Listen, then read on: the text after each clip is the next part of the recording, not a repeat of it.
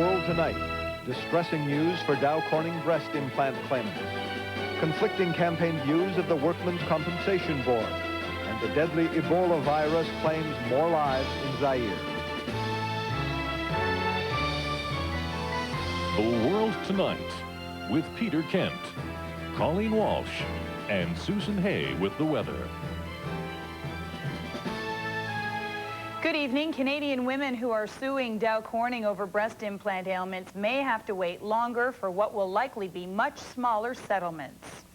The U.S. company, once the world leader in breast implants, has filed for bankruptcy protection. As Global's Tom Walters reports from Vancouver, that action could freeze all claims for some time. In 1978, Joanne Tomlin decided she wanted larger breasts.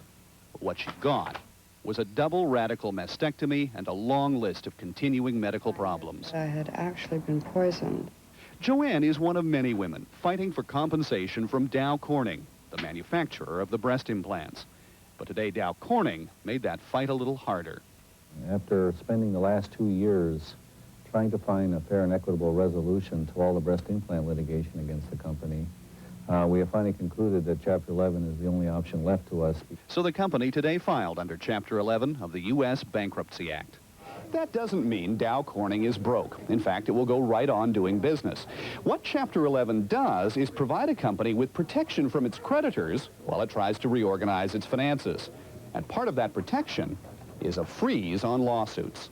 Dow Corning is sending a message to all of these breast implant victims that they'd better stay in the U.S. Settlement Fund. They won't be able to sue privately. The U.S. Settlement Fund was set up to provide $4.2 billion in compensation for women whose breast implants went wrong.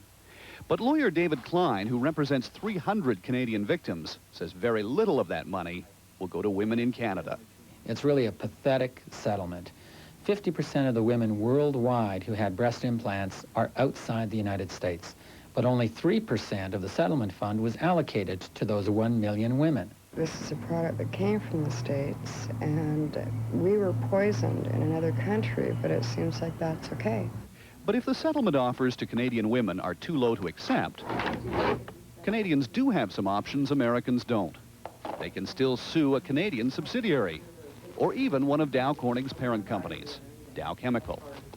Or they can bide their time. Eventually, Dow Corning U.S. will come out of Chapter 11, and we'll be waiting. Tom Walters, Global News, Vancouver.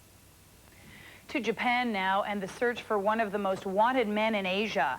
As of tonight, the hunt for Shoko Asahara is over. The leader of the Japanese doomsday cult was arrested today in connection with a deadly attack on Tokyo's subway system 2 months ago. 4 hours after thousands of police raided cult facilities across the country, Asahara was found hiding at the cult's Mount Fuji compound and arrested. After weeks of intense public pressure, investigators now say they have conclusive proof that Asahara ordered the nerve gas attack on the Tokyo subway, which killed 12 people and sickened over 5,000. The big break in the case happened earlier this morning when police arrested the cult's so-called intelligence minister, Yoshinori Inoue. Police say he has admitted to masterminding the attack.